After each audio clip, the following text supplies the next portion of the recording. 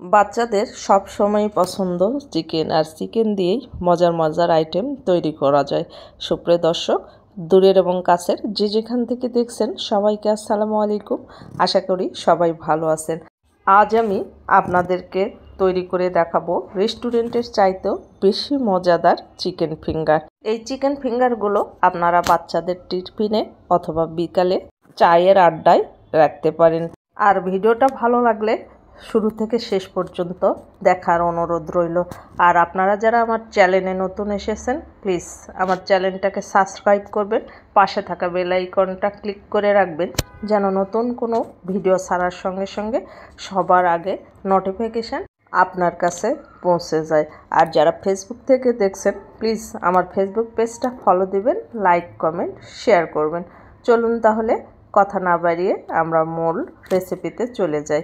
সুপ্রিয় দর্শক, এই চিকেন ফিঙ্গার তৈরি করার জন্য আমি এখানে নিয়ে নিয়েছি মুরগির বুকের এক টুকরা বোনলেস মাংস।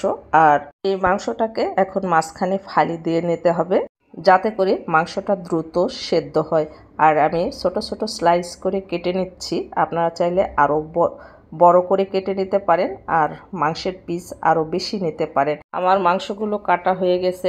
এখন আমি এটা ধুয়ে পরিষ্কার করে পানি ঝরিয়ে নিয়েছি। এখন মাংসটা ম্যারিনেট করব। এর জন্য দিয়ে দিলাম কোয়ার্টার চামচ গরম মশলার গুঁড়া, কোয়ার্টার চামচ সাদা কালো গোলমরিচ গুঁড়া, কোয়ার্টার চামচ ভাজা জিরার গুঁড়া, কোয়ার্টার চামচ ধনিয়ার গুঁড়া, 1 চামচ লাল মরিচের গুঁড়া, হাফ চামচ দিয়েছি আদা বাটা, হাফ চামচ রসুন বাটা, আর 2 টেবিল চামচ দিয়েছি সয়া সস, 1 টেবিল চামচ দিয়েছি টমেটো সস, সামান্য একটু দিয়েছি লবণ, কারণ সয়া সস টমেটো সসে লবণ থাকে, আর হাফ চামচ পরিমাণ দিয়েছি লেবুর রস। এখন সব কিছুকে ভালো করে মেখে নিতে হবে, যেন মশলাগুলো মাংসের গায়ে ভালোভাবে লাগে। আমার মাংসগুলো মাখানো হয়ে গেছে। আমি ঢাকনা দিয়ে ঢেকে এটা 20 মিনিটের জন্য সাইডে রেখে দিচ্ছি। আর এখানে একটা বাটি নিয়েছি, এর বাটির মধ্যে একটা ডিম ভেঙে নিয়ে নিয়েছি, আর এর মধ্যে সামান্য একটু লবণ দিয়ে ডিমটাকে ভালো করে ফেটে নিতে হবে। ডিমটা ভালো করে ফেটিয়ে নিয়েছি, এখন সাইডে রেখে দিয়েছি। আর এখানে নিয়ে নিয়েছি ব্রেড ক্রাম্বস, আর এই ব্রেড ক্রাম্বসগুলো আমার ঘরের তৈরি। আপনারা যদি চান তাহলে রেসিপিটা আপনাদের মাঝে শেয়ার করব। এখন আমি ম্যারিনেট করা মাংসগুলো একটা উঠিয়ে এই ডিমের ব্যাটারের মধ্যে দিয়ে দিতে হবে, আর ডিমের মধ্যে চুবিয়ে এই ব্রেড ক্রাম্বসে গড়িয়ে নিতে হবে। তাহলে রেডি হয়ে যাবে আমাদের মজাদার চিকেন ফিঙ্গার। দেখেন, হাত দিয়ে এভাবে চেপে চেপে একটু কোট করে নিতে হবে, এতে করে চিকেন ফিঙ্গারগুলো খেতে ক্রিস্পি হবে। আর এভাবে আমি বানিয়ে নিয়েছি। আরও একটা বানিয়ে আপনাদেরকে দেখাচ্ছি। একটা চিকেনের পিস আমি নিয়ে নিলাম, আর এই ডিমের ব্যাটারের মধ্যে চুবিয়ে আবারও আমি এই ব্রেড ক্রাম্বসে এইভাবে হাত দিয়ে চেপে চেপে কোট করে নেব। আমি কিভাবে কোট করতেছি দেখে হয়তো বুঝতে পারতেছেন। আর এইভাবে সবগুলো কোট করে নিয়েছি। এখন যদি চান তাহলে আপনারা এগুলো 10 মিনিট ডিপ ফ্রিজে রেখে তারপর বের করে এয়ারটাইট বক্সে 1 থেকে 1.5 মাস সংরক্ষণ করতে পারেন, অথবা বাচ্চাদের টিফিনে আপনারা এটা ভেজে দিতে পারেন। আমার তেলটা গরম হয়ে গেছে। একে একে চিকেন ফিঙ্গারগুলো দিয়ে একেবারে মিডিয়াম টু লোয়ের মাঝামাঝি রেখে উল্টে পাল্টে ভেজে নিতে হবে।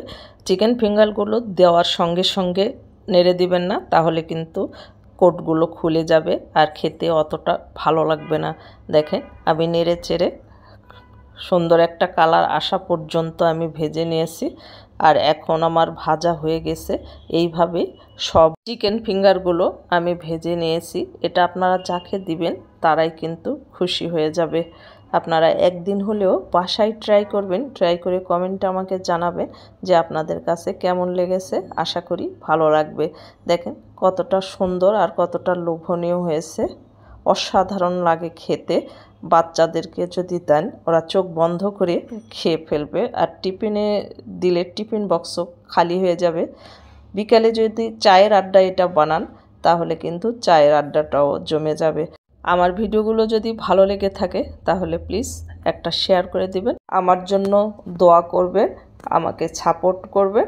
আমার পাশে থাকবেন। আপনাদের সকলের সুস্বাস্থ্য এবং মঙ্গল জীবন কামনা করে আজকের মতো ভিডিওটা এখানেই শেষ করছি। দেখা হবে পরবর্তী কোনো ভিডিওতে। আল্লাহ হাফেজ।